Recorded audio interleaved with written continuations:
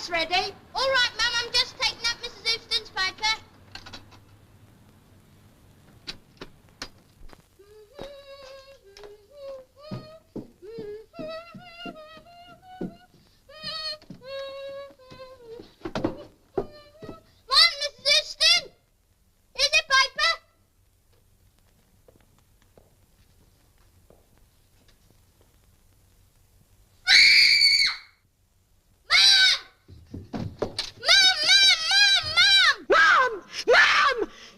I could get out of him for a bit. Stabbed, wasn't she, Mrs. Finch? No, dear, strangled with her own scarf. Her own scarf?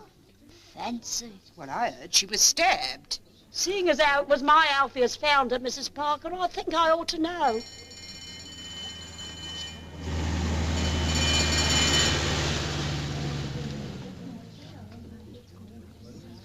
Is she still up there? Yes, poor soul, and all those coppers nosing around. All right, sir. Finish now.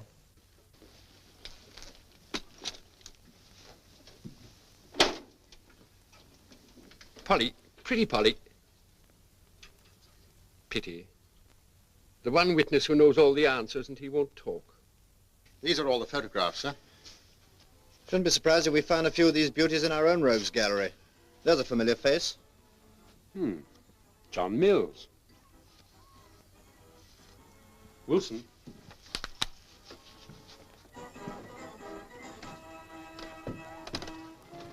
She used to work there, too.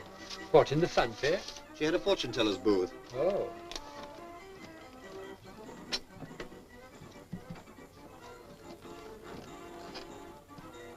This might lead to something, sir. Not so much the picture as the card wedged in the frame. W.T. Gunter, Private Detective Agency. Wonder what the connection can be. Send a man down to see this Gunter. Right, sir. Well, Doctor? Death from asphyxia, due to strangulation. Been dead about 12 hours, I should say. 12 hours. That puts it sometime last night. She was wearing a wristlet watch, which we may assume was broken in the struggle. It stopped at 10 minutes to 9. Yes, that would be about the time. What about the bruising? Nothing to cause serious injury, and all inflicted before death. So she put up a fight for it? Yes, she put up a fight. If there's anything more after the PM, I'll let you know, but I don't think there will be. Well, thank you, Doctor. Just found this on the floor, sir. After they moved the body, she must have been lying on it. St. Christopher. Sort of charm, isn't it? Yes, it's usually worn by a traveller for protection on a journey. Might have come off in the struggle. Well, thank you, Fraser. Let's see the boy who found her.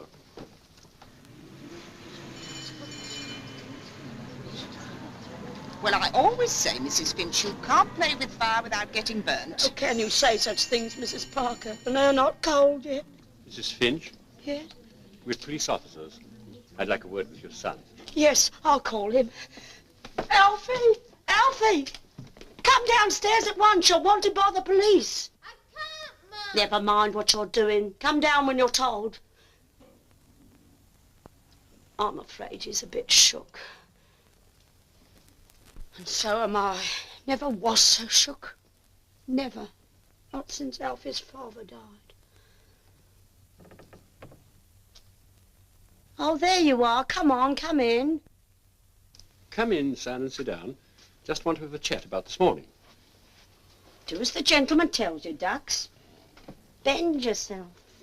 Now, Alfie, I believe you always took the people into the lady next door, didn't you? Always. She always gave him a sweet or a cake or something. Oh, she was very kind to Alfie, a sweet soul. Just let the boy answer for himself, will you, madam? Now, Alfie, what time was it when you went into the house? 8 o'clock.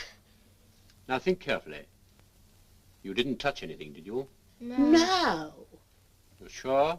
Alfie wouldn't touch nothing. Tell him you wouldn't touch nothing, Alfie. I touched nothing. All right, son, I don't think you can help us any more for the moment. Come on. You run along now. You shouldn't really be in here with your boots on.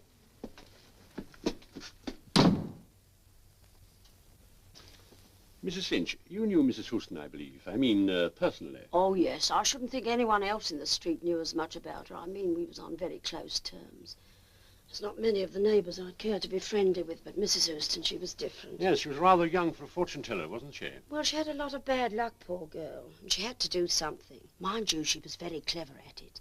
I remember one... You saw her quite often, didn't you? Oh, yes, I used to go in twice a week regular to clean up. Then last year she was took very poorly, and it struck me she needed someone to look after her being such a lady. She used to leave the key behind the door so that those that knew her could use it and have the freedom of the house. I often used to go in and make her a cup of tea.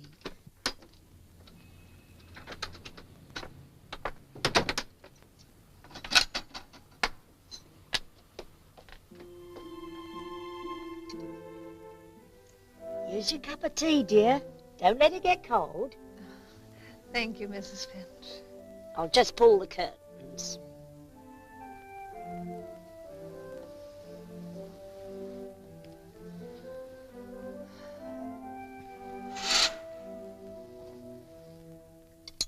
There.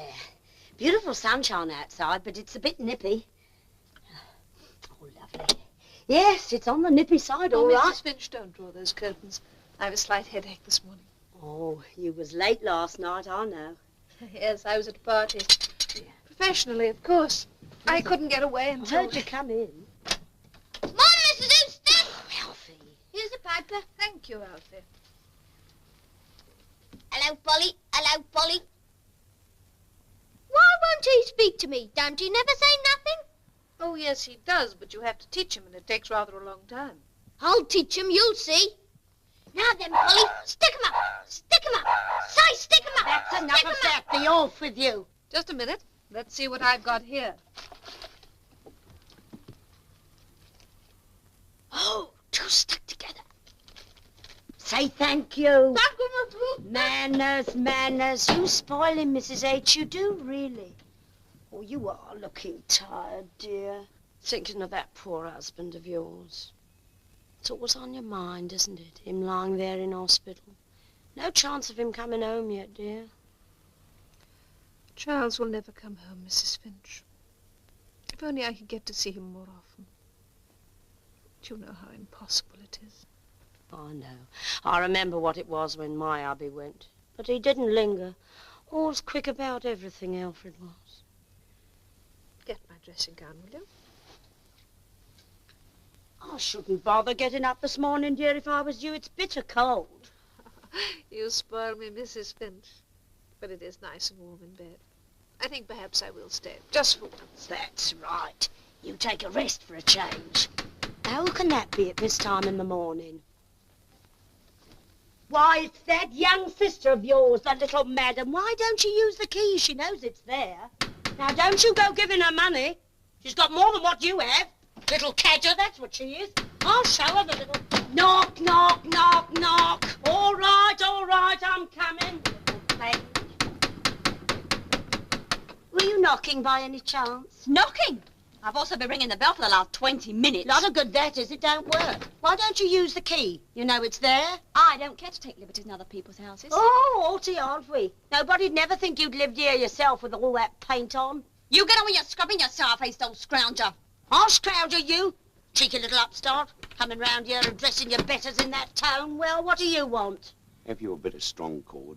I have if you want to hang yourself. Oh. Just a minute. Who's this chap you've just mentioned? Oh, him Pollard. He keeps the bird shop across the road. Mrs. H. used to employ him to do odd jobs, more out of kindness, really. He did up the house for her. Nice mess he made of it, too. I told her if she went to a proper man... Thank you. Now, about this sister. Well, I'm not one to listen at doors, but I couldn't help hearing the goings-on that morning. Please leave my house. Oh, all right, I'm going. You'd never dare say such things if Charles were home. You know it isn't true. Oh, isn't it? Well, why don't you ask Charles, then? Go on. Why don't you?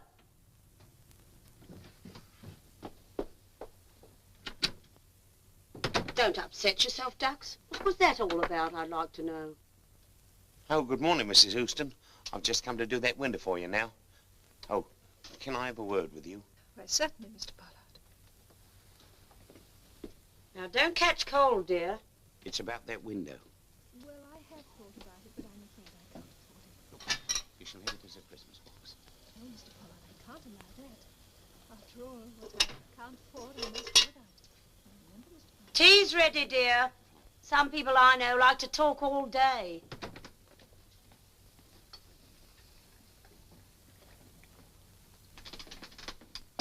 What's the matter, dear? What's your sister been saying? Come on, you can tell me, your old pal.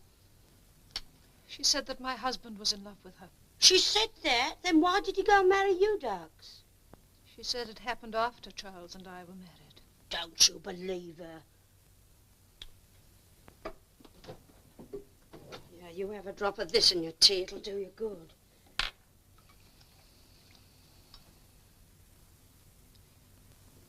The awful thing is that I shall never know for certain. I can't ask Charles. Did I give you the one with the gin in, dear? Yes. Yes, I thought so. Oh, won't you have some? Help yourself. Oh, you're very good, Mrs. H. Very good indeed. So Mrs. Houston told you this quarrel concerned her husband's relationship with Catherine? That's what she said. That's what it was that time. Oh, there were other occasions then, were there? Oh, yes. The big bust-up was over Mr. Baker. Baker? Who's he? Well, Mrs. H. used to have a number of callers in connection with her fortune-telling, of course. Some of them gentlemen, very nice gentlemen, too. And just about that time, Baker used to visit her a lot. I used to call him the man in the cowboy hat. It's the man in the cowboy hat, dear. Oh, Bob, come up.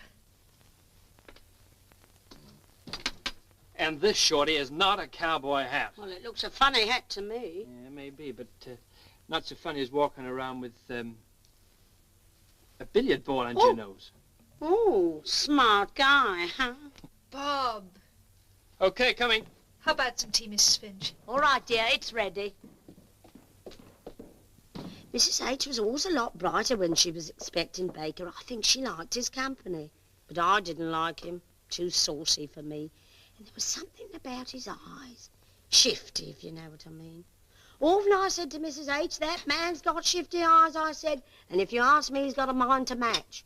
But Mrs. H., she wouldn't listen to me. Always saw the good side of everyone, she did. But I didn't trust him. He said he'd come over with the American Army and then stayed on after the war. He was on the stage, a magician, I think. He was trying to work up some sort of mind-reading act with Mrs. H. as his partner. No, no, no. Cotton handkerchief is not a fair lady. A silk handkerchief is a fair lady. For Pete's sake, try and remember, can't you? I'm sorry, Bob. Okay, we do it again till you do get it right, then. Well, let's have a cup of tea first. Oh, shucks. Don't you have any coffee? We only serves coffee after dinner. Brush up your memory with that. Once you got the code, you can't go wrong. I've tried, Bob. You'll just have to give me a little longer. All right. Well, all this is wasting my afternoon. And I don't like my afternoon being wasted. Of course, maybe we could fix up some other kind of entertainment. I'm afraid I'm not a very entertaining person, Bob. Too much to think about. Anything else, dear? No, thank you, Mrs. Finch. That'll be all.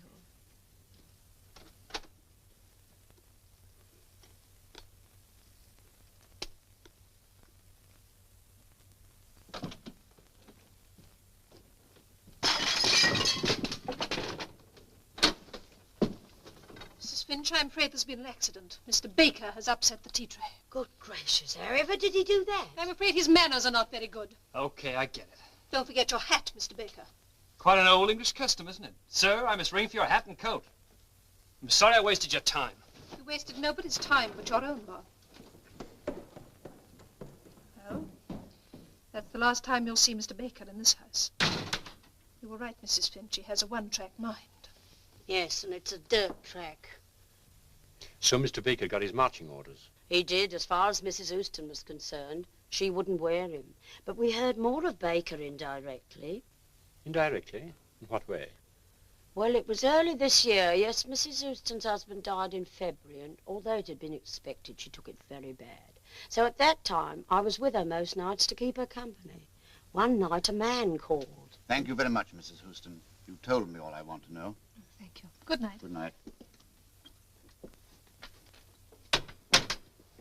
You don't have to tell me who that was. He was a copper. I saw his feet. What did he want? He wanted to know about Bob Baker. Know what? Oh, I can't tell you. can people behave like that? Don't you get mixed up in anything, dear. That Baker's a nasty piece of work. Wouldn't surprise me if he didn't carry a gun. He looks the type.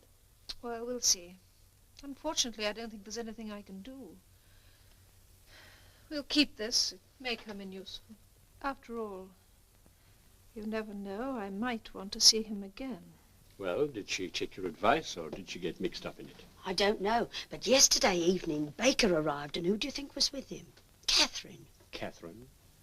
Catherine, the sister? I thought that'd shake you.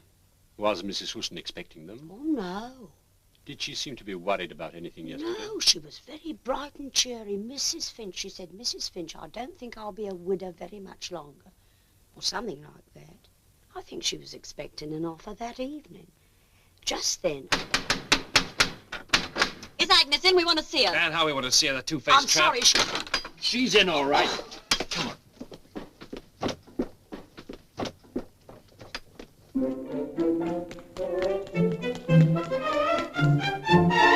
It's Mrs. Houston. That man Baker's pushed his way in. I think he's got a gun. A gun? What good will I be? Come on.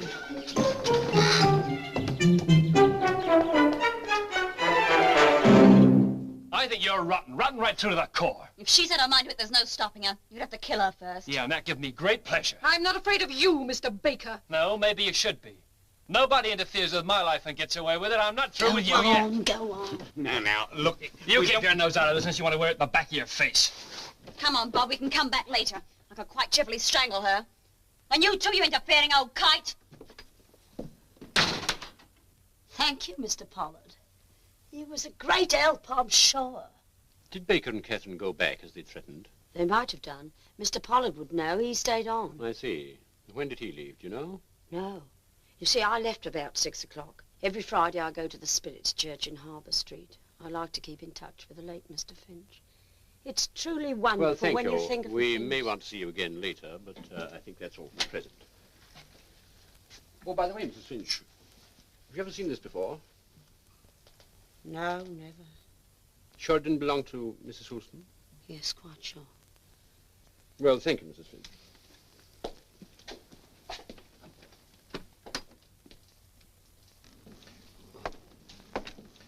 Sir, the deceased woman's sister called. Yes? The manager broke the news to her at work. Just told her there'd been an accident.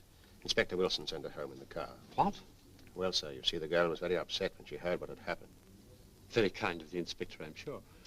Well, in that case, we'll have to go to her. All right, sir. Yes. This fortune teller, Mrs. Houston, seems to have been quite the lady. Yes. At least Mrs. Finch wanted us to think that. Why? Well, there's not many of the neighbors I'd care to be friendly with, but Mrs. Houston, she was different. Such a lady. Can't you see? Reflected glory. Possibly. I doubt if the sister would paint such a rosy picture. Is this where you dropped Miss Taylor? Yes, sir. She changed her mind on the way and asked to be dropped off here. Flood's Commercial Hotel. I'll bet you even money we find Baker's name in the register.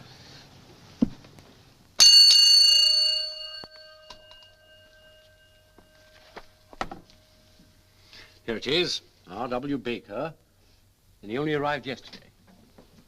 Good morning. What can I do for Morning. Can we see Mr. Baker? Mr. Baker?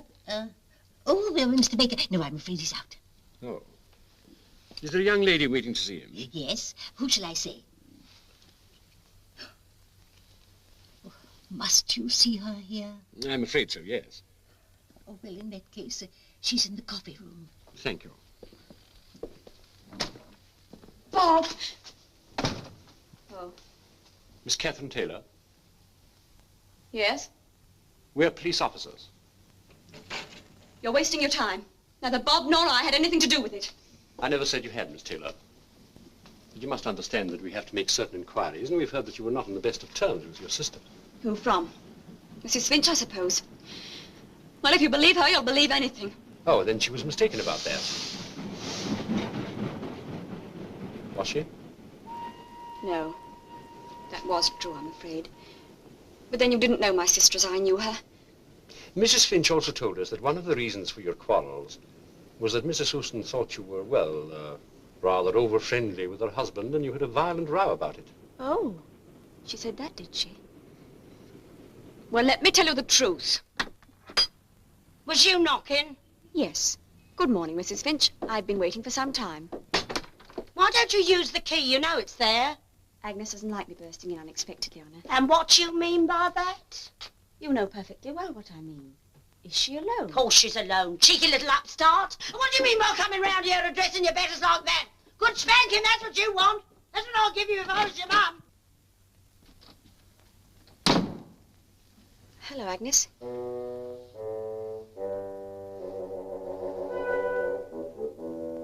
Oh, Joe.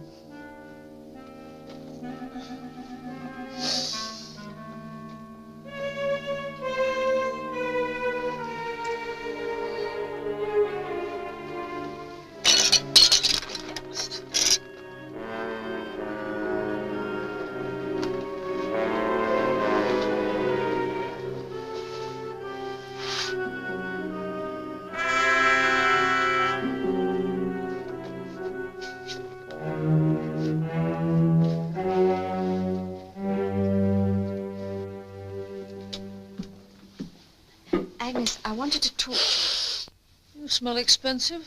What it is to be a young lady attendant in a beauty parlour. You might bring me a bit of makeup now and again. They'd never miss it. I look awful.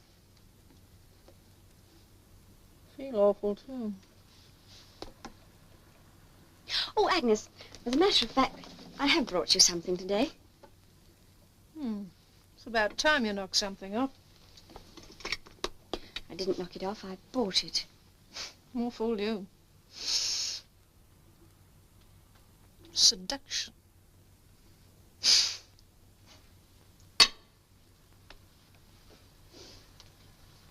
Blast that Finch hasn't at the fire. Agnes, my head's terrible. Have a drink? No, not this time of day. Can't beat it. The hair of the dog that bit you. Agnes, I went to see Charles on Sunday.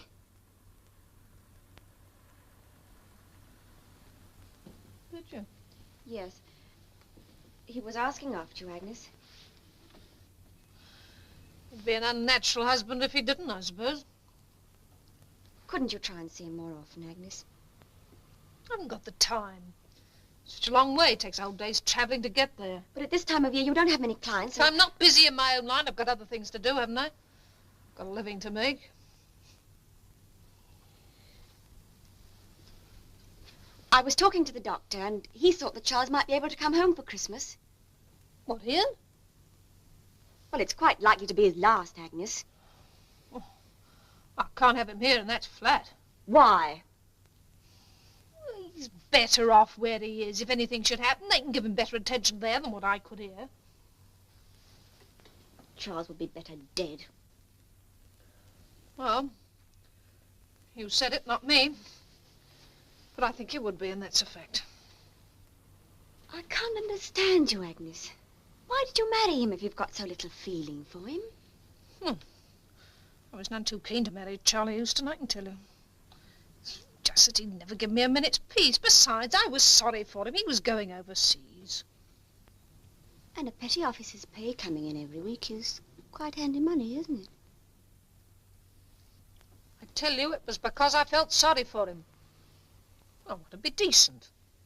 For all I knew, he might have been killed. Plenty were. So that was it. You expected him to be killed.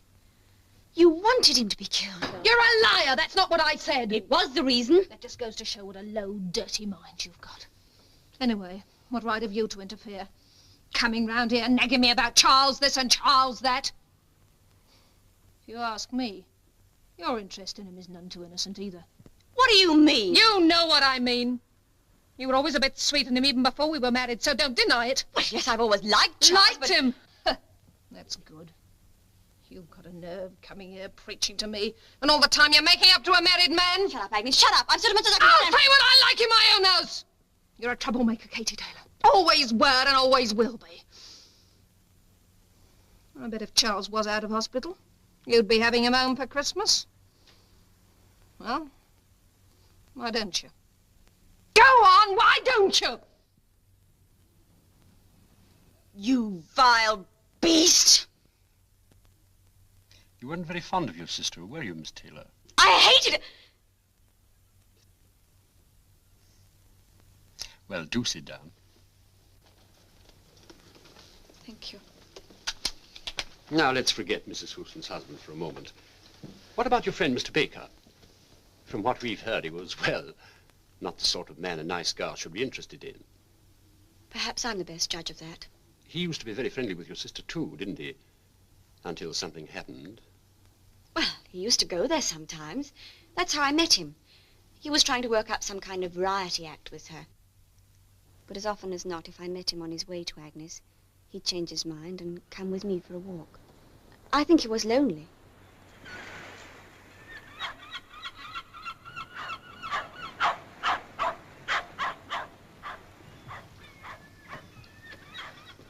How's it going, Bob, the act with Agnes? Oh, slowly, slowly indeed. I'm thinking of chucking the whole thing up. Oh, does that mean you'll be going away? Yeah, I've had the offer of a job. A good one? Advertising, it has possibilities. Well, I should take it, Bob. Yeah. Catherine, did you know I was married? No, I didn't, Bob. I thought Astra might have told you. No, I've never discussed you with her. Yeah, I married a showgirl some time back. It only ran 5 nights. Oh, I'm sorry. Waiting for the divorce to come through now, but these things take time. Yes, of course. I just had it on my mind. I thought I'd better tell you. Well, there's no reason why you should.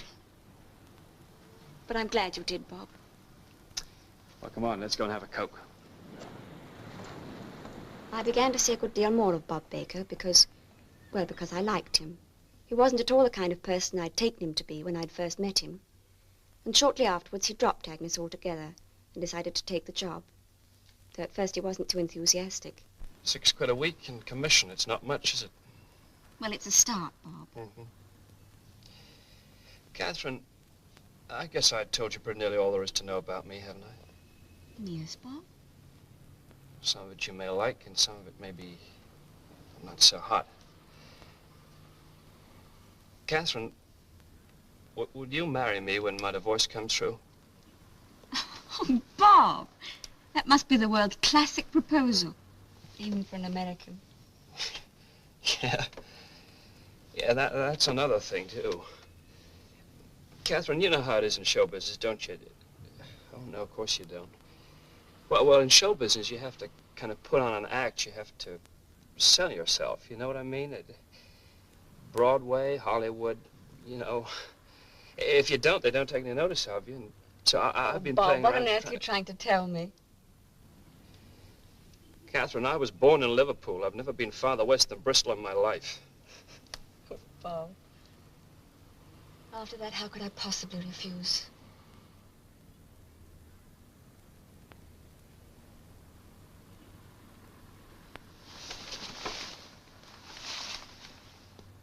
Towards the end of February, Charles Houston died.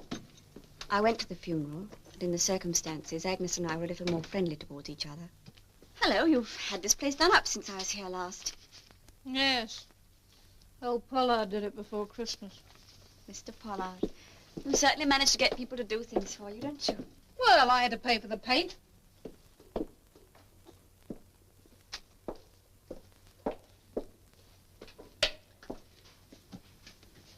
You look tired. I'll make you some tea.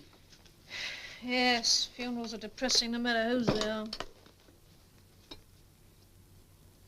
It's a nice ring. Where'd you get it? Real sapphires, too. It's an engagement ring. Yes, I am engaged. Didn't you know? You never told me. Well, I haven't really seen you, have I? Oh, you're a sly one. Who is it? Nobody I know, I suppose. Yes, you do know him, as a matter of fact. Oh? Who? Bob. Bob Baker. Bob Baker? I didn't even know you knew him. Yes, don't you remember? I met him here. Oh, so that's why he doesn't come round here anymore. He's got a wife already. I suppose you know that. Yes. Bob's told me everything about himself. Everything he wants you to know, anyway. I'll say this for you, Katie. You're the one for the married men. Bob's getting a divorce. No. Well, I suppose it'll be a nice, respectable little wedding and a snug little dream house, eh? We hope so, yes. If only if something went wrong and he didn't get his divorce. When's it coming off? The divorce? Oh, about April, I think. April. Oh. A lot of things can happen before then.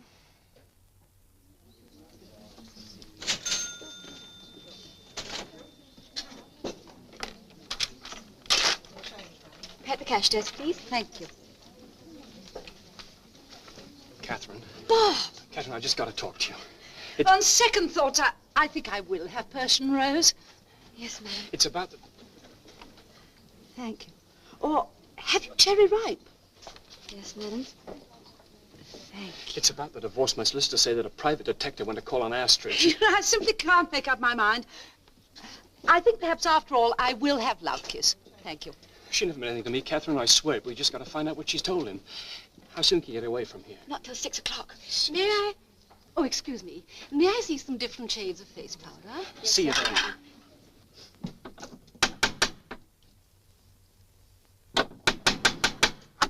Is Agnes in, please? We'd like to see her. And how we'd like to see her. You keep out of here! Wait a minute, ma'am, wait a minute. We've come to see her and we mean to see her. Just stand aside, will you? So you forced your way into the house? No, we didn't force our way in. We were just insistent. Then why did Mrs. Finch send for this man over the road, this birdshot man? Mrs. Finch is excitable. Well, you got in at any event. Now, what about this row? I don't know. I don't remember very much. That's rather unfortunate, isn't it? We all lost our heads a bit. Did you then threaten your sister? Did you say I could quite cheerfully strangle her? No. No, I didn't. Then Mr. Baker did. Somebody said it. No one said it. It was no use arguing with Agnes. We just left. Did you go back later last night? No. Then how did you spend the rest of the evening? I was with Bob, Mr. Baker, and he was with me. We didn't feel like doing very much, just had a meal and then a few drinks. Did you see anybody you knew? I don't think so. At what time did Mr. Baker leave you? I'm not sure. It was late. How late? Quite late. I don't know exactly. 9, 10, 11? Yes, 11. About 11. So that after leaving Marine View, the only person who can verify your movements is Mr. Baker, and you his. Is this yours or Mr. Baker's? I've never seen it before. Well, it didn't belong to your sister. It may have done. I wouldn't know. Bob! I know, honey. I just heard.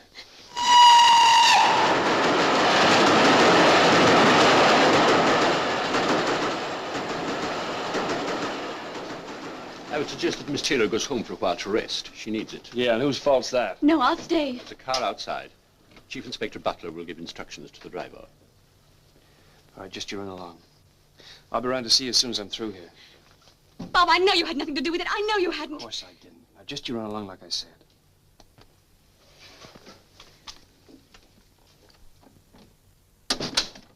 You've traveled quite extensively, haven't you, Mr. Baker? Is there a law against that? Is this yours by any chance? No, I'm not superstitious. Here comes the other inquisitor. Now I suppose we start getting tough. Why don't you sit down and take it easy, Mr. Baker? Because I like walking. Can't we get this thing over? Certainly, Mr. Baker, just when you're ready. There's nothing I can tell you. I can't think what you want to know. Well, now, you did know the deceased woman, didn't you? Yeah, sure, I knew her. Funny thing was, she always said she'd get what she wanted when she deserved it. Looks so it's caught up on her. When did you first meet her? The end of last season. That would be... September. I first saw her in that little tin-pot arcade where she used to work the fortune-telling racket.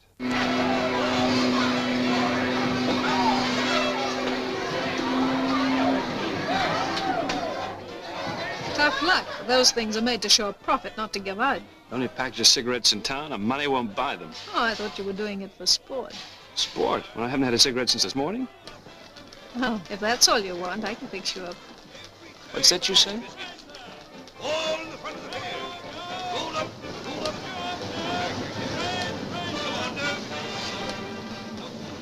Thanks a lot. You're welcome. But are you sure you can spare all these? Oh, sure, I've got plenty. How do you do it? I always get what I want, when I deserve it. If I was paid for these. No! You can do the same for me sometime. Well, you're my friend for life. 20 cigarettes, that's cheap.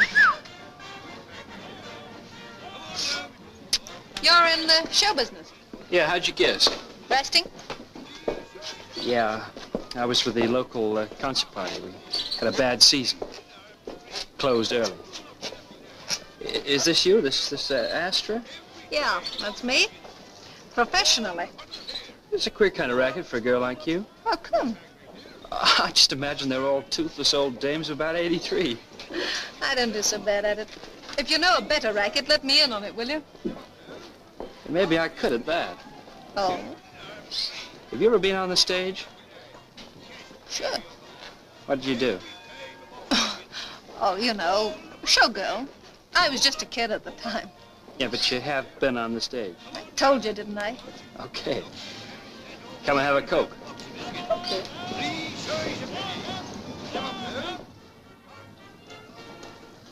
What's this? That's the finest vaudeville act I ever played in. What sort of an act? It's thought reading, but it's all funny, of course, done with that coat.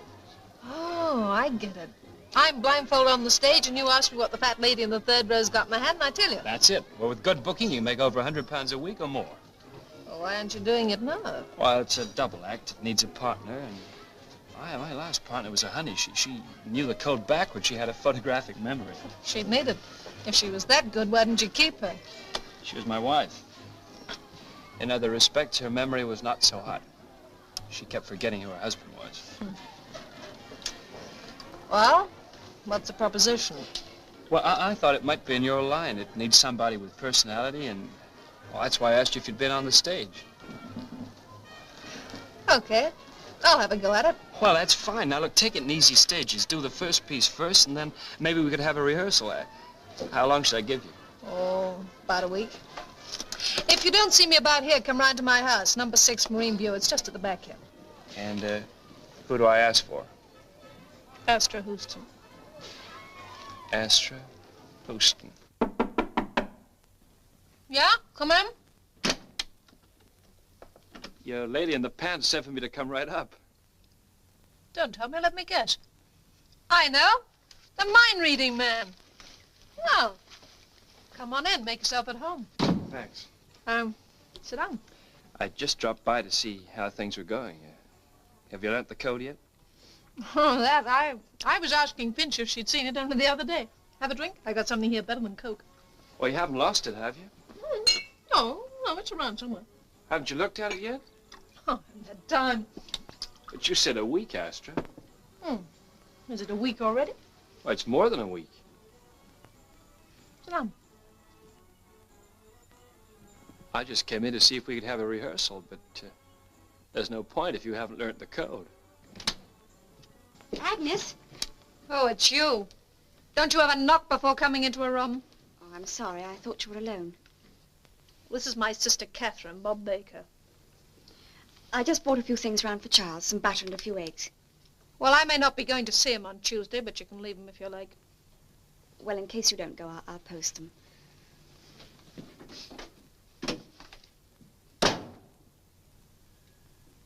You, haven't finished your drink. I'm very disappointed in you, Astra. Hey, you're the first American who's ever told me that. Yeah, maybe. But this is strictly a business deal. What did you expect? Just that. Suits me. Shall I give you a couple more days to get the first part right? I'll be word perfect. Remember now, parrot fashion. Will the fair lady in the third row please? No. Cotton handkerchief is not fair lady. Silk handkerchief is fair lady. Please try and remember, can't you? Oh, have a cup of tea. Tea. Everything stops for tea in this country. You know, Astra, I don't think you've been trying very hard. You're the star of the show. You're the center of attraction. I'm giving you the act. If you don't want to go through with it, why, just tell me. I'll get somebody else.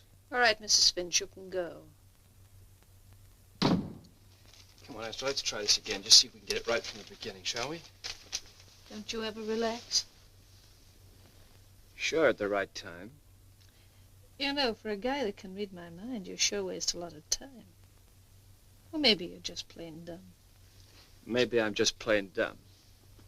Else I wouldn't be wasting my time with a woman who's insulted when I don't make a pass at her. Are you referring to me?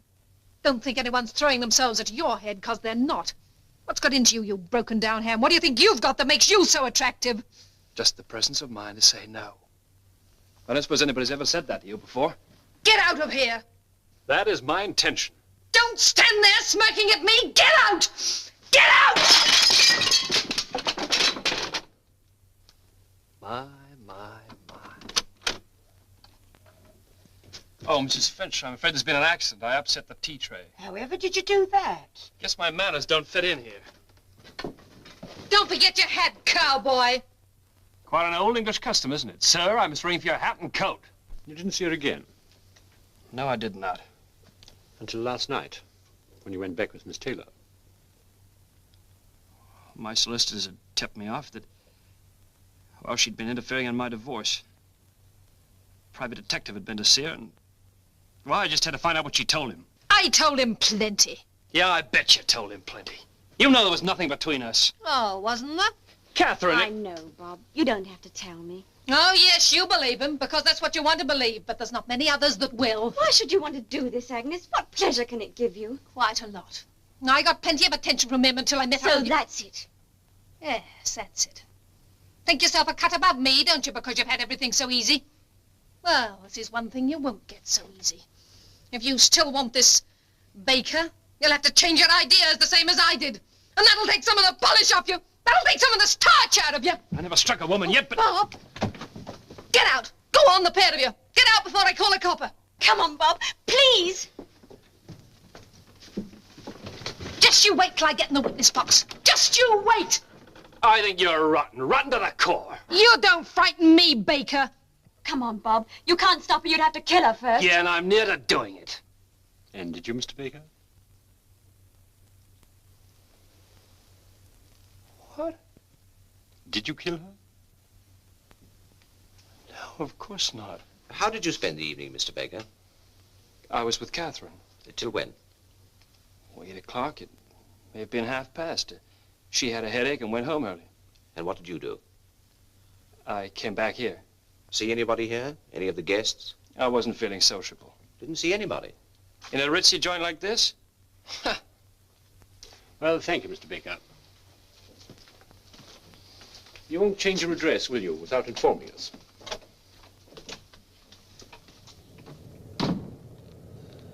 The girl lied. She said she was with him until 11 o'clock last night. Playing safe. She's obviously terrified he might be involved. What do you think? Well, I'd have greater suspicions about Mr. Baker if he'd given us a good sound alibi. Seems funny he should be so careless about his movements last night. Well, there's another witness to last night's row. Pollard, the birdman? Yes, and he stayed on after Baker and the girl left. May as well see him now. Yes. Marine View, Pollard shop, please. Yes, sir. Mr. Pollard? Yeah? We're police officers. I'm sorry to disturb you at your lunch hour. That's all right. I was wondering when you'd be coming. I've been expecting you. Come inside. It came to me after I'd thought about it. Maybe I ought to come and see you. Mind how you go. It's a bit dark in here. Sit down. Thank you. Sit down. You know, it used to worry me. She had all sorts calling on her in connection with her fortune telling. Exactly. That's what we're trying to find out, who her associates were, particularly if there's anybody who wished her harm. I understand you were often over at the house doing odd jobs for her. Yes, often. I was only too happy to do anything for Mrs. Houston. The first time she came in was one day last summer. I was surprised at the time. She'd never been in before, and I hadn't never spoken to her. Only seen her. Oh, Mr. Pollard, isn't it? That's right. I wonder if you could help me. Oh, I can't but try. It's my little bird. He doesn't seem very well. Let's have a look at him. Looks like an hen bird to me. Oh, is that why he doesn't sing? Quite probably. Still, I wouldn't like to lose him. I mean her. See how puffed up she is. She's on the moat. Oh. Yes, it takes them that way sometimes. She won't die, will she? Well, she needs a lot of careful handling. You better leave her with me for a few days. Oh, but I couldn't. She'll be perfectly safe, I assure you. Oh, yes, I'm sure she will. It's just that it's so much bother for you. I thought perhaps if you could give me, a pill or something for her. Rum and milk. Rum? Rum and milk. Make some fighting fit. Now, you just leave her with me. I'll nurse her for a few days. Oh, thank you, Mr. Pollard. I know you understand these things much better than I do. The wife. She's bedridden. It's her heart. Oh, I'm so sorry. Yes, might go off suddenly. Been expecting it now for about 9 years. I'd better go up. She always knocks on the ceiling when she wants something. Thank you so much for nursing my little bird, Mr. Pollard. Don't you worry no more about her. She'll be all right in a few days. Oh, thank you.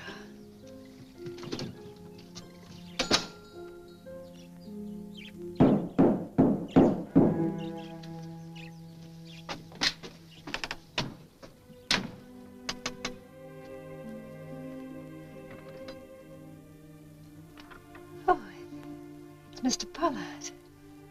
Afraid I've some bad news for you, Mrs. Houston. Your little birdie's passed on. Oh, dear. Well, this might be a little consolation for you. Why? It's a parrot. Oh, but Mr. Pollard, I couldn't possibly accept him. Now, why not? I brought him for you. Well, come inside. I didn't really intend to. I hope you don't mind the kitchen, Mr. Pollard. Coziest place in the house, I always think. Oh, yes.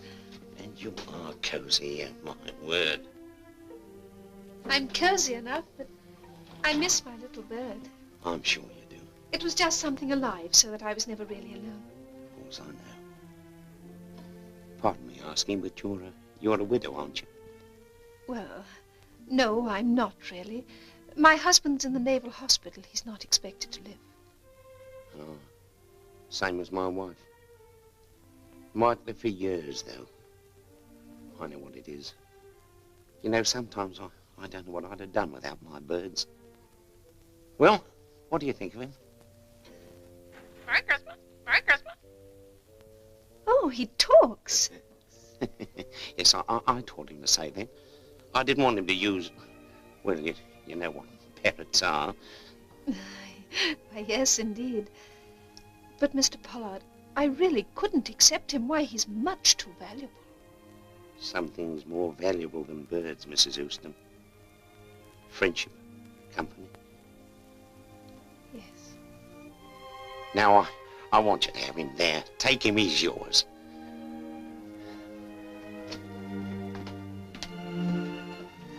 Good night. Oh, that door, it always sticks. It's the damp. Wants to come off its hinges. Really? I'll come over and do it for you in the morning. Would you? Pleasure. Now, will you push and I'll pull?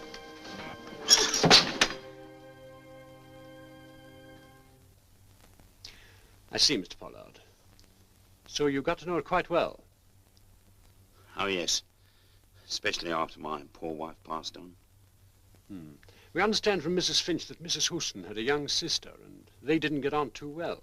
High and mighty with ideas above her station. This neighborhood wasn't good enough for her. I never had much to do with her myself, but I was always very sorry to find her at Mrs. Houston's house. She always caused trouble whenever she came. Good morning, Mrs. Houston. I've just come to do that window for you. Good morning, Mr. Pollard. Don't catch cold, dear. Something upsetting you? Oh, no. No, I'm all right.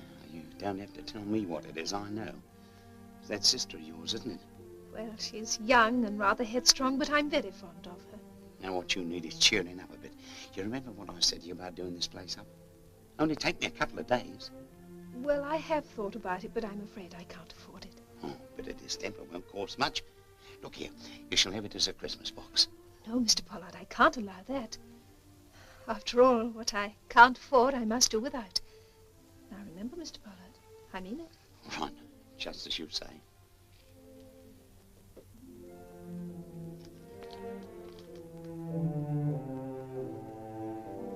All right, Astra. It's all finished. You can come in now. Oh, Albert, it's lovely. There. I told you it wouldn't take long. Look, I brought the old bird down. Anything wrong? No, but between holiday seasons is always rather a worrying time for me. Ah, yes, yes. That's why I wanted this job to wait. Things get a little easier around Easter.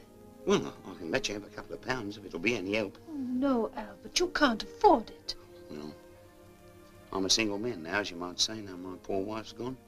Yeah, take it. I won't miss a couple of pounds. Oh, no, I shall have my money from the Admiralty at the end of the week. Oh, till then. Come on. It's worth a couple of pounds to see that worry go from your face. Well, thank you. I'll add it to the rest. I hope you're keeping an account. Oh, Michael. Mr. Murray, Mr. Pollard. How do you do? Mr. Murray's just returned from sea. Oh. I'd better be getting along.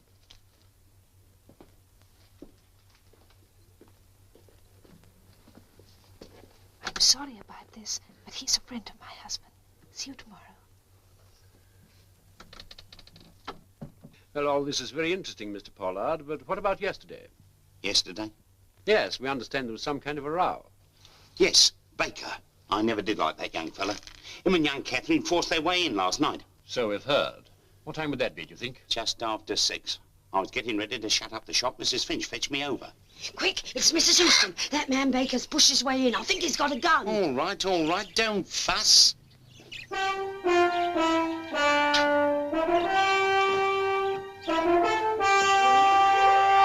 I think you're Leave this to me. It's no use. If she's had her mind to it, there's no stopping her. You'd have to kill her first. Yeah, and I'd be just the one to do it. I don't think I'm through with you yet. Now then, none of that talk here. Be about your business, both of you. You keep out of this, mister. It's you that'll keep out of it, out of this house. Now go on, off with you. As for you, miss, you ought to be ashamed of yourself. Come on, Bob, we'll come back later. Yeah, we'll be back later. And if you do, you'll find me here. Oh, thank you, Mr. Pollard. I don't know what I'd have done without you. All right, Mrs. Finch, you can go. I'll stay here in case they come back. Well, you seem to have acted very firmly. Oh, wasn't going to stand for that. No, of course not. Well, thank you, Mr. Pollard. Butler. Oh, by the way, how long did you stay? Quite some time. And were you with Mrs. Houston most of that time? Yes. All of the time. She was a bit nervous, naturally. And what did you talk about? Nothing in particular. Well, you must have talked about something. Yes? Well, did she say nothing that might throw light on the circumstances of her death? No. As a matter of fact, what we were talking about was a personal matter. I don't think it'd help even if I did tell you. Oh, it might, Mr. Pollard. I can assure you, you can rely on our discretion in anything you say. I realize that you were, well, rather fond of Mrs. Houston. Yes, I was. Did you ever make your feelings known to her? Well, Yes, Mr. Pollard?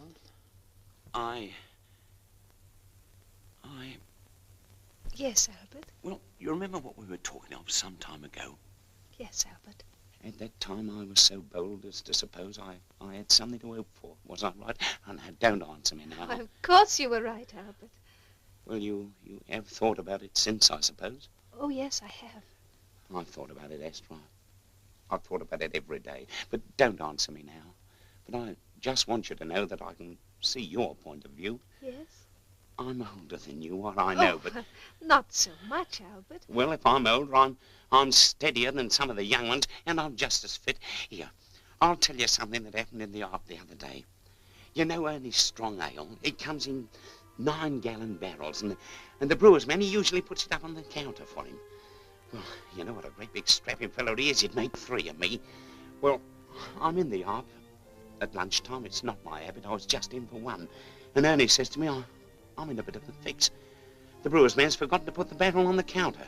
Well, young George, he's the blacksmith. He's a great big lad, 21, you know, strong. He said, come on, let's have a go. I'll shift it. Well, he goes, he puffs, he blows, he can't move it. Then they all have a go, and I said, here, let me lift it.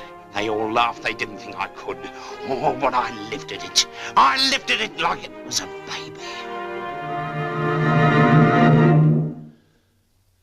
And then, Mr. Pollard? And she done me the honor. I beg your pardon? She done me the honor of accepting my hand in marriage. Oh. And then you left? That's right. What time would that be? About 7. So as far as we know, you were the last person to see her alive. Oh, no. There was another chap came along just as I was leaving. Came to have his fortune told. Who was he, do you know? I don't know. I didn't like the look of him. A bookie. That's right. That's what she said. He was a bookie. You know, horseshoe type in check suit, dark, thick-set fella. I didn't like the look of him at all. Photographs, Butler. Is he among those?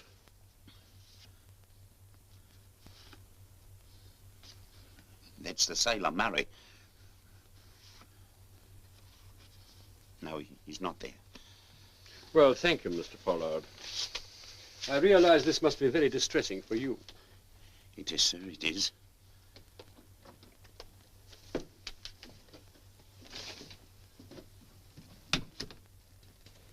No, Butler, no. The question is, why was Pollard in such a state of nerves? Not to be wondered at, is it? After what she meant to him. Aye, but what did he mean to her? Well, according to him... His version of it is entirely unlike any of the others. Well, his doesn't fit in with the sisters, but it's not so unlike Mrs. Finch's. Now, what I mean is it's an entirely idealized portrait. Of a man in love? She was going to marry him, you know. Was she? He wasn't too eager to tell us about that proposal. Supposing she turned him down? He ups and strangles her? That's not so funny as you think. An elderly, insignificant little man who's built an ideal world around a woman.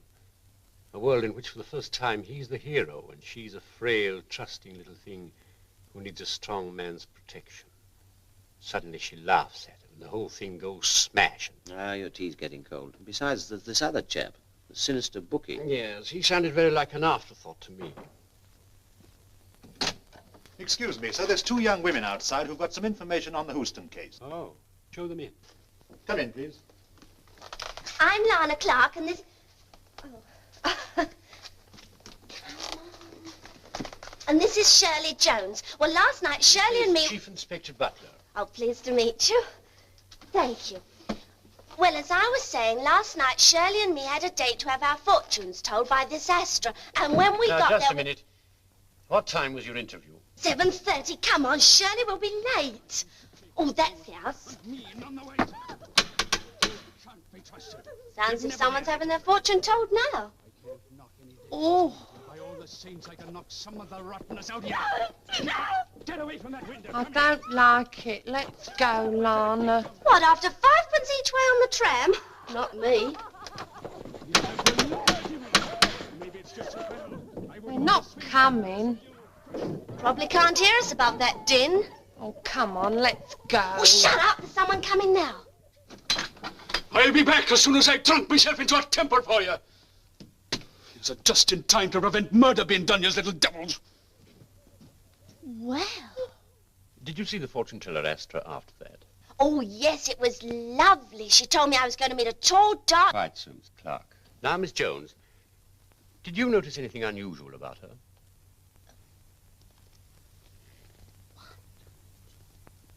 Oh, yes. She had a bruise on her cheek and she seemed a bit sort of... Upset.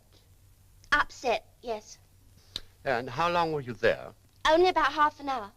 This Irishman, you'd know him again, would you? Oh, yes.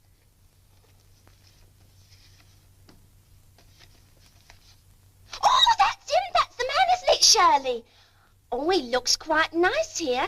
Of course, when we saw him, he was proper worked up, shouting his head off. Well, thank you, Miss Clark. I'm very much obliged to you. We shall probably need you later as witnesses. Thank you. Ciao. Goodbye. Well, We can come back any time you like. thank you, Miss Clark. So you see, Astra was alive after Paul had left. All right, all right. But I still think my reasoning was sound. Anyway, the bookmaker hasn't materialized, has he? He doesn't seem to matter in the light of the girl's evidence. Well, I'd better get moving. We've got Murray's photograph. I'll get Wilson cracking. Well, just a minute. The two girls heard the row when they were standing just below in the street. Surely... Butler, we're going to the house. She was sitting here. We're pretty certain of that. Now, if someone came in that door, she could see him in the looking glass. If it was someone she knew, she wouldn't be surprised to see him and wouldn't shout. Oh, I know. Lucas. Go downstairs right out of the house and let yourself in. Yes, sir. Come up as quietly as you can.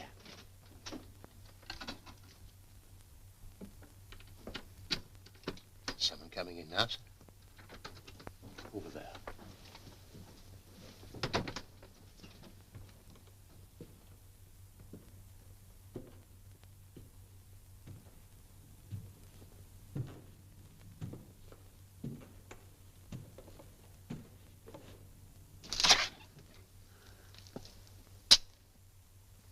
Why, you... Come on, get up, get out of it, Jim. What the... Mr. Murray, I presume. Well, how is it you know my name? Who the devil are you at all? We're police officers, Mr. Murray. Let him sit down. It is all a mistake, sir. You asked a lady. That would be rather difficult, Mr. Murray. Wouldn't it?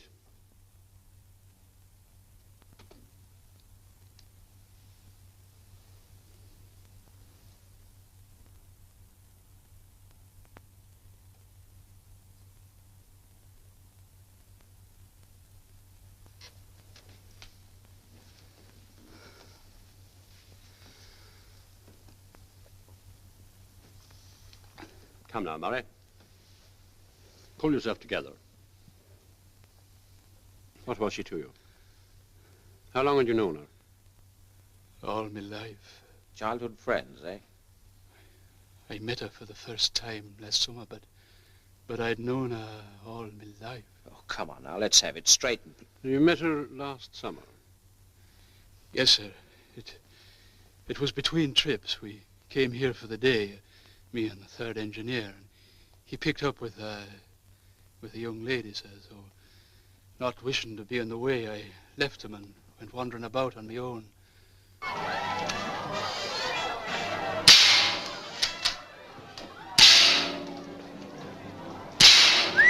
Saints anointed, I never knew I was such a crack shot. Crack shot? If you could shoot, you'd never hit anything with one of them guns. Look, them pipes cost money. Can't have them all broken. Here. You take your talent somewhere else and I'll give you this. Though no one's ever supposed to win it.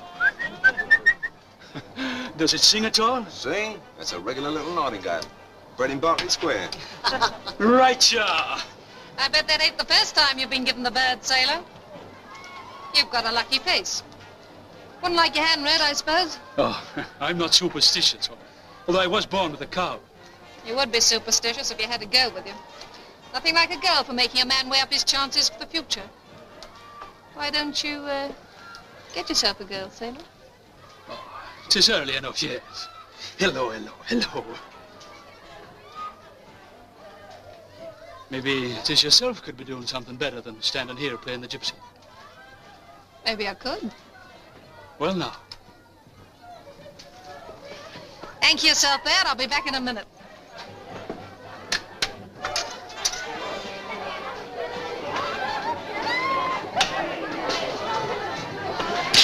Okay, sailor, you steer the course, but keep it in the shallows.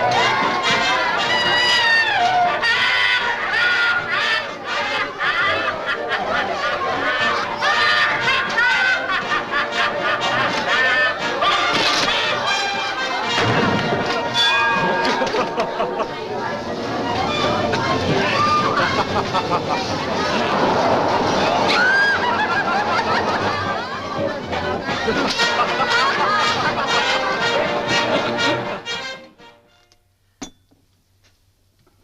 you are, sailor. I feel quite at home.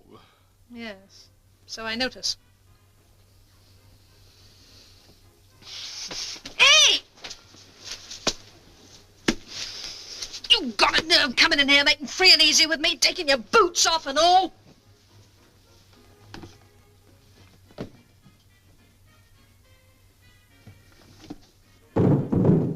And you can follow them.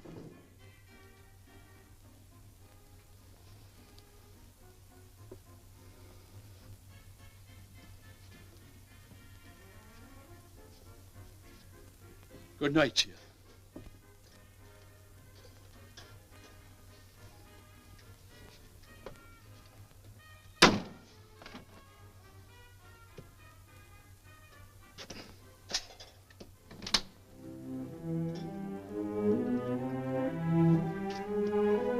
All right, sailor, you can come up again.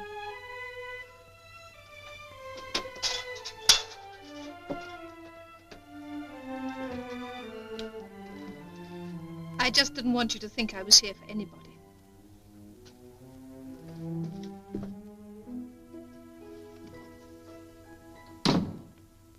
Cigarette? No, sir, thank you. I sailed the next day, and I never thought I'd see her again. And yet, somehow, I found myself thinking about her from time to time, and wondering, just wondering, would she remember me at all? It was another 3 months before we put in at Southampton again. Yom dawn, says I to myself. She'll have forgotten all about you.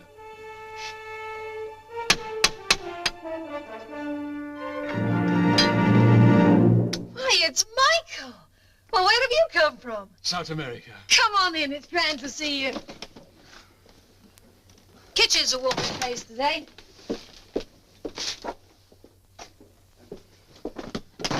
Hi, Mike, what you got there? Well, you're a sport and no mistake. Ah, but wait now till you see these. Nylons! Michael, you're a darling. Oh!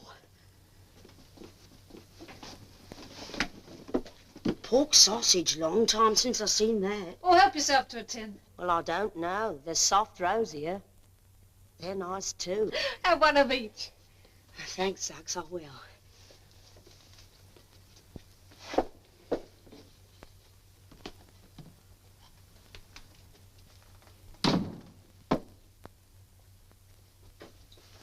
Careful, you ladder them. Tell me now, did you ever think of me at all? Merry Christmas. Merry Christmas. Oh, excuse me. Who's that? Oh, just a man who's come in to do up the house for me. Oh, must go out and get dressed. Can't sit around like this all day. Yes? I seen her nearly every day during that leave, and was always welcome. She told me to use the key behind the door, the way her other friends did. It's worth a couple of pounds to take the worry off your face. Well, thanks. I'll add it to the rest. I hope you're keeping an account. Why, Mike. This is a friend of mine, Mr. Murray, Mr. Pollard. How do you do? Well, I'll be off. See you tomorrow, I expect.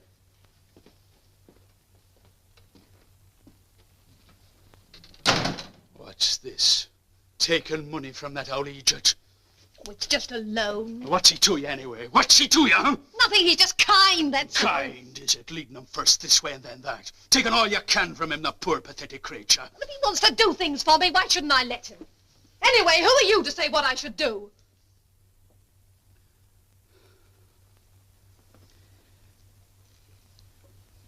Did you never think of asking me? Didn't you know that I'd give it to you?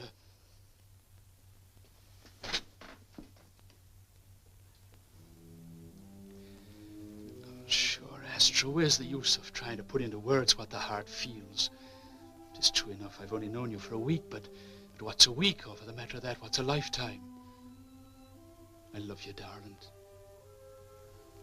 You know it now if you didn't already. You know, I've been thinking a man needs some corner in this life to call his own, and him traveling all over the globe. Why don't we get married, the two of us?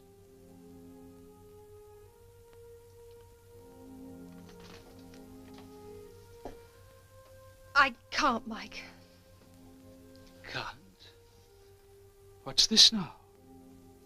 I am married. Why, No, not what you think. He's in hospital, a cripple from the war. He's not expected to live. It's a terrible thing to say, I know, but I can't help it. To me, he's dead already.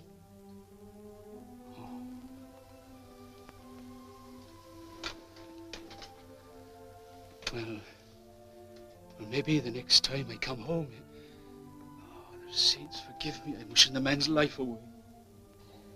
We'll just have to wait, that's all. And you will wait? But you'll write to me, won't you, Mike? Oh, I'm not much of a hand at letter writing. But you must write, Mike. A letter means so much to a woman. It sort of brings us closer together. And you'll be away so long. Please write, Mike. All right, then. You'll take nothing from anyone but me, and you'll send that old idiot packing. All right. Oh, sure now, I don't care what's happened before. I can forgive you anything. But from now on, it'll be just the two of us, won't it? Just the two of us. Promise. I promise.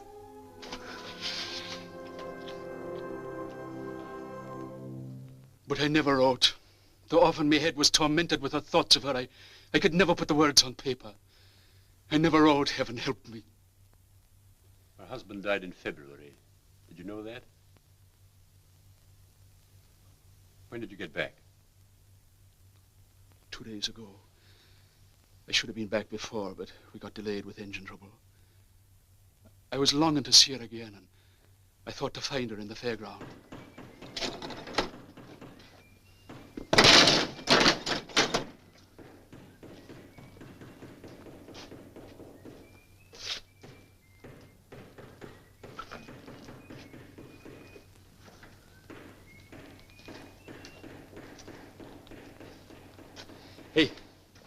Hey, where's the lady who was here? Lady? Yeah. Lady? Now, who might that be? Not Astra. Yes? Oh, she's hardly ever here. Well, what about her booth? Oh, she only uses that for telling fortunes. What you mean? Hey, let go of me. Take your hands off. Say what you mean, you maggot, or I'll choke you. Anyhow, why ask me? I didn't know she was anything to you.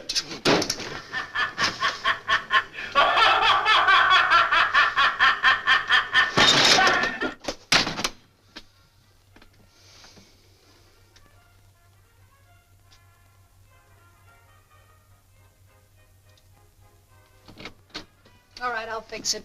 What have you come back for? I thought I told you to beat it yourself. Mike, I want... Mike, come down to the kitchen. Mike, don't be a fool. What's this, a frame-up? After all I've done for you. You dirty, double-crossing little... Here, there's £50 here. It's all I've got. You can have that. Take your hands off me. I'll have the Lord. Ah! I'll pay you back for this, you treacherous little... Oh! Oh!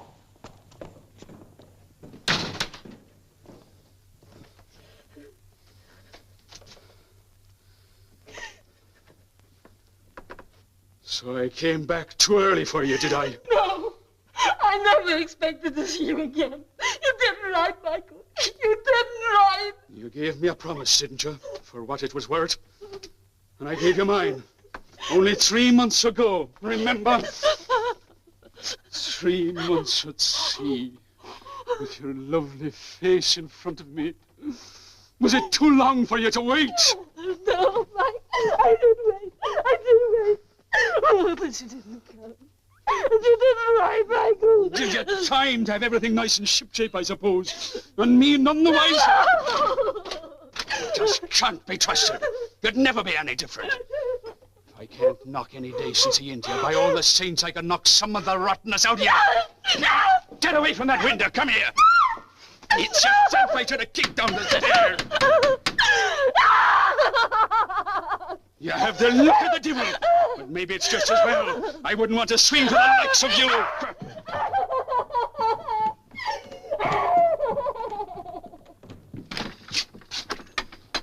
I'll be back as soon as I've drunk myself into a temper for you. As I just in time to prevent murder being done, you little devils. At what time did you come back here, Mr. Murray? I never came back, sir. I was afraid of what I might do once my temper got the better of me. And where did you go last night? Drinking. I see. Any special place? No, sir. No special place, just all around the town. You see anyone you knew? No, sir. I did not, at least. At least none that I can remember. I must have caught the 11 o'clock train because I was in Southampton soon after 12. I thought about it all night and tramped the streets this morning. The fault was mine. I never wrote and she'd asked me to. So you came back today to make it up? Yes, sir. And seeing you here, I thought it was the same thing all over again. You sure you didn't come back for this?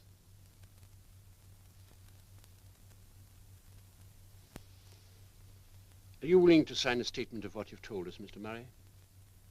Yes, sir. Wilson, do you mind going along to the police station?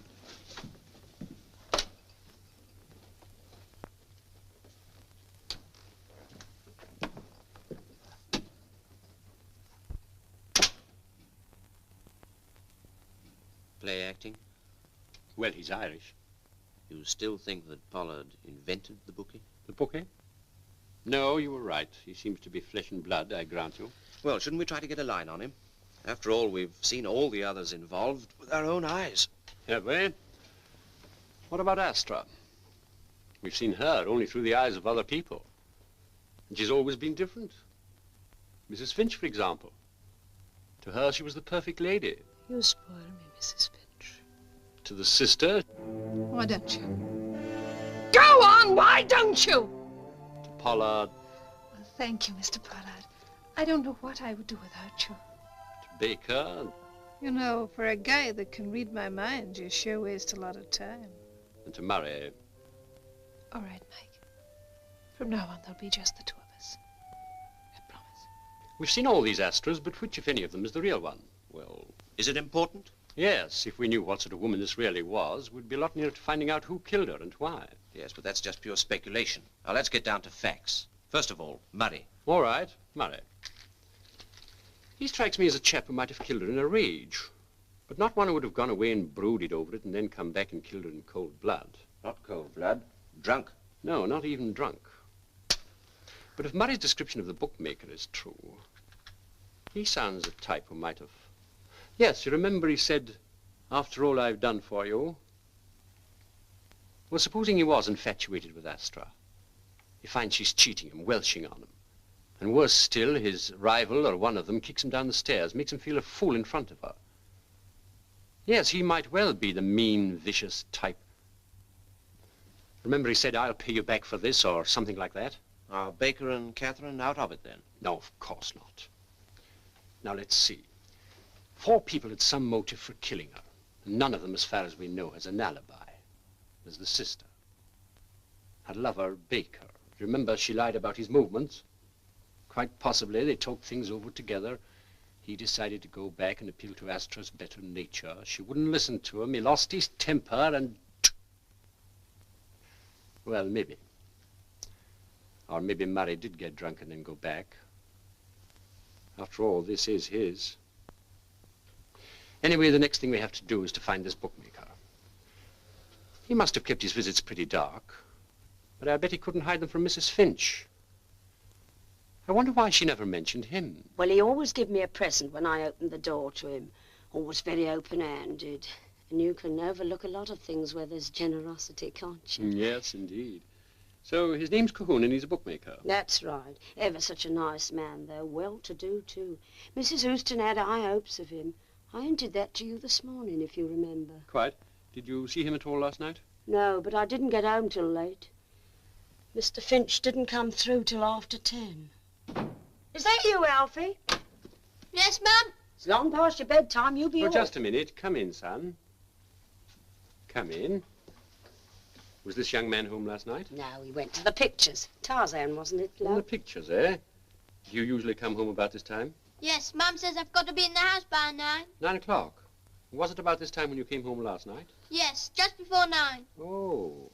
Now, I want you to think very carefully, Alfie. Now, think carefully, Alfie. Last night, did you see anybody in the street or going into Mrs. Houston's house? No? You sure? Sure.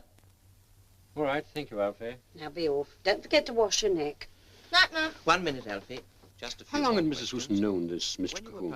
Oh, he was quite a new acquaintance. I know they met a number of times in town, but he didn't come to the house much. I fancy he didn't like to, him being, well... Only Yes, the Mrs. fact Finn? he says Merry Christmas. What was that? Just asking if he heard anything when he passed the house last night. What did you say? You heard the parrot? Yes, he says Merry Christmas.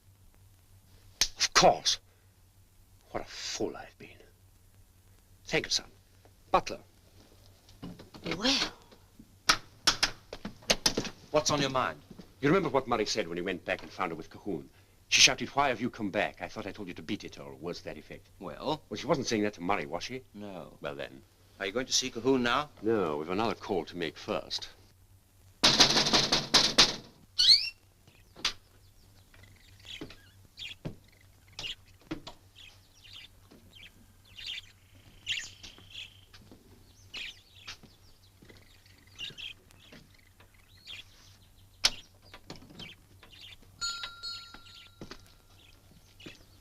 I'm sorry to trouble you so late, Mr. Pollard, but I'd like to talk to you. All right. Come in. You see, we're now in possession of some new evidence.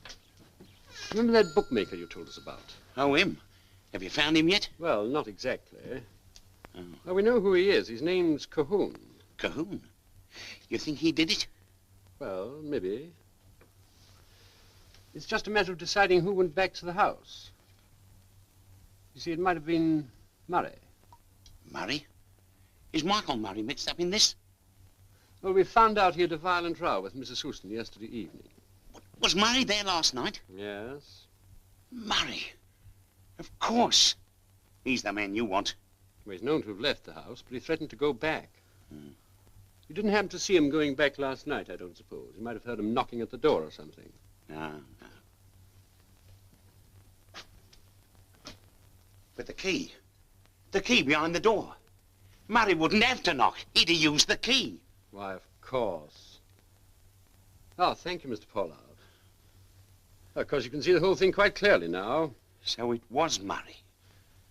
Well, strictly speaking, it's against the regulations, Mr. Pollard, but I don't think there's any harm in telling you. This is what I think happened. After leaving the house, Murray got drunk. He drank up a temper for her, as he says.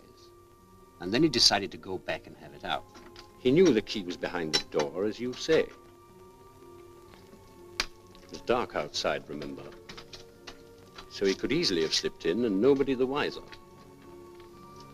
He'd seen the light in her bedroom window, so he knew where to find her.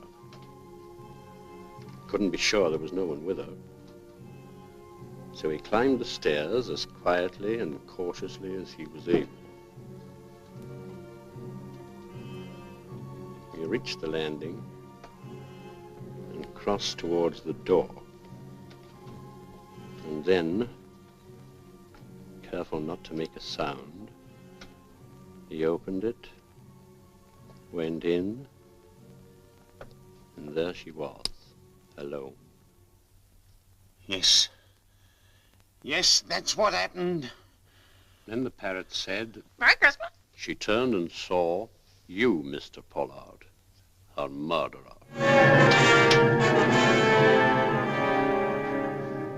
Well, what do you want? Not come back to propose again, I hope. Thought I told you where you stood this afternoon. Albert, what's the matter with you? Oh.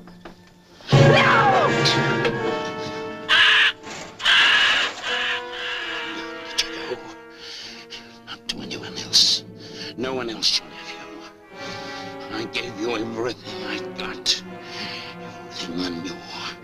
You laughed. You laughed at me.